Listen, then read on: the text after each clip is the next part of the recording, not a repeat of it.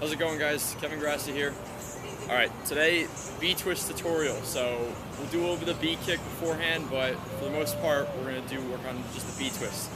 You should have a butterfly kick to begin with, but we'll break it down a little bit. So, first thing, you should have the butterfly kick. This should be nice and floaty when you do the butterfly kick to work onto the B-twist afterwards. So, let me demonstrate once. So, feet shoulder apart. Find out which way you like to twist towards, you're going to jump that way. So butterfly kick first. Make it nice and floaty before you move on to the twist. So I'll demonstrate the twist once. Alright, so let's break down how we're going to actually do it. So the butterfly kick, first thing, let's review that technique real fast. So your feet are shoulder apart, you're going to wind up to your non-twisting side. Make sure you dip nice and low so that you can spring right back out of it when you get to the top. So you're going to come this side, dip low, bend your knees, and across. Remember with the B-kick, you want to end facing where you started, where you took off from. That's going to help for the B-twist later on when it comes to swinging through. So, set up again here, dip. You're going to kick up behind. Make sure that kicking leg's extended. All right, toes pointed will help that. But really lift that leg. Tighten your back muscles so you get lift from your torso and your leg. All right, so here, just the first part. Kick. Right? Notice how my back arches. Then it's just a switch after that. So you're going to kick, switch, let the flat spin, bring you back to where you started. Kick, switch, back to where you started. All right? I kind of faced you, but you should end here. So the butterfly twist now. The twist is the first half of the butterfly kick, but then you're going to pull for a twist. The biggest prereq for this is that if you can jump full turn, you can butterfly twist. It's as simple as that. You have to make sure that you can standing, jump full. It's not hard. Just jump, spin around. Alright, so now that we're going to add that to the twist. We'll add that to the butterfly setup. So the point is the same setup that before. As you bend low, start spotting where you're going to go. Because when you twist, it's important to spot the full rotation. Otherwise, you'll fall. Some people miss that. So when you're here, wind up, dip across. Now, here's the key. When I do my B-twist, I have my right arm in front and my left arm wide, okay? I want to open my chest and my shoulder back so that I get the maximum power when I punch across to the twist. So when I'm down here, ready to come out of the dip, my arms are wide, this arm's wide, ready to punch and pull. The biggest thing I said about spotting before was find a spot on the ground on the side where you're going to do the twist that you can find once you finish. A lot of people close their eyes when they're first starting because they're afraid. A lot of people just lose track of how fast they're going or if they're going too slow.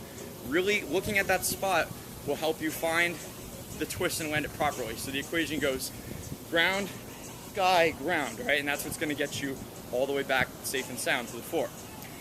Again, though, we have to use that flat spin. So when you go into the twist, bring your upper body facing away from your target. If the camera's my target, I want to end, twist, and end this way to swing through into some other move. So we have to get that flat spin to do so. Let's talk about the actual twisting technique.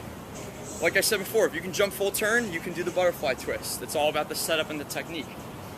As far as twisting goes, make sure that you wrap tight, legs and arms together. All right? Make sure your shoulders and hips twist same direction, not one at a time. Make sure your shoulders and hips twist together. All right? So elbow and punch across, let your shoulders and hips go, legs tight. When you land now, as soon as you're coming around, you spot the ground, kick your dominant leg out to the floor or to the ground and let the other one try and swing through. All right, the more comfortable you can get getting on that one leg only, the better you will be for later on. When you're first starting, it's all right to land two legs, that's fine. All right, so let's talk about some progressions that you can use to get up to it. Like I said, really drill that butterfly kick. Really get that butterfly kick nice and high, nice and floaty so you're comfortable trying to throw a twist out of it.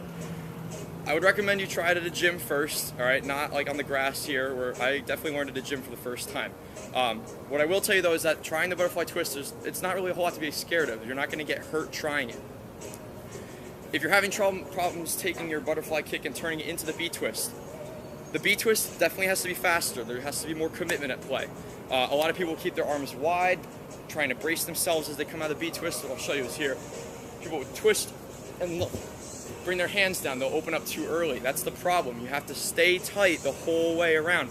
Spotting helps.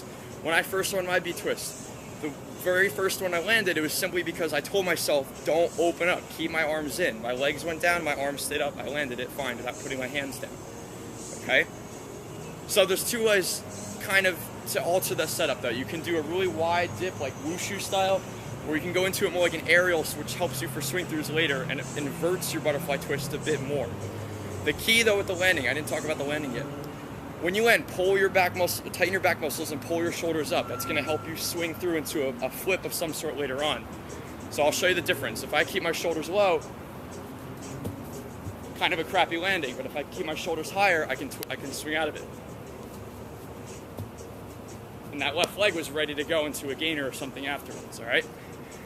So, let's see, some mistakes that people make. Dropping the shoulders, that was what I was going to say. So yeah, dropping the shoulders like I just showed you, that's one of the big mistakes that I sometimes from time to time make as well. But you have to get those shoulders up to swing through into a gainer, some move out of it. Another tip with the butterfly twist I wanted to mention was that make sure you don't twist too vertical. Make sure, just like the butterfly kick, your leg gets just as high as your torso so you stay nice and horizontal throughout the twist. So watch, if you don't kick high enough, you just get your chest all the way up, you're going to do some kind of awkward vertical spin. It's not going to look good. If you dip too low, you're not going to get, you may not jump enough, right? You may be too low to the floor. So it's got to be a balance unless you're trying to go for an aerial twist, which is another tutorial. But so the butterfly twist, right? Make sure, stay horizontal, but really push off that base leg, the one you're jumping off of. That's going to give you all the height for things that come later.